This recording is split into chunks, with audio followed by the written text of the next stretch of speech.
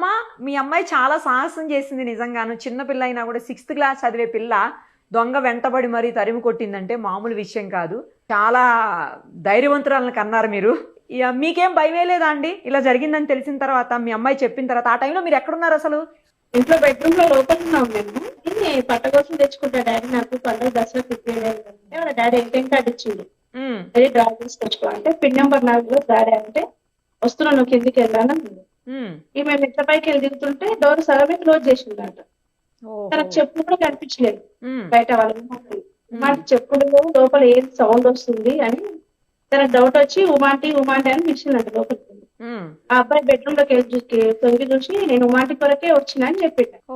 ఆ మా అమ్మాయికి డౌట్ వచ్చింది, ఇతను ఎప్పుడు రాలేదు ఉమాంటి వాళ్ళ ఇంటికి, మేము నాకు ఎంటుకుంటున్నాం కదా, వాళ్ళ ఇంటికి ఎవరు వస్తారో ఎవరు వెళ్తారో మాకు తెలుసు, అయితే ఇతను ఎప్పుడు రాలేదు ఇది ఎవరు అనేసి నువ్వు ఎవరు అంటే నేను ఉమాంటి కొరకే వచ్చిన అంటే మా అమ్మాయికి డౌట్ వచ్చింది. డౌట్ వచ్చేసి రెండు చేతితోనూ గట్టి పట్టేసుకున్నట్టు చేతులు పట్టుకొని చేతులు చెక్ చేసి జేబులు కూడా నడుము మీద చేసి గట్టి పట్టుకొని జేబులు కూడా చెక్ చేసింది, ఏమి లేవంట.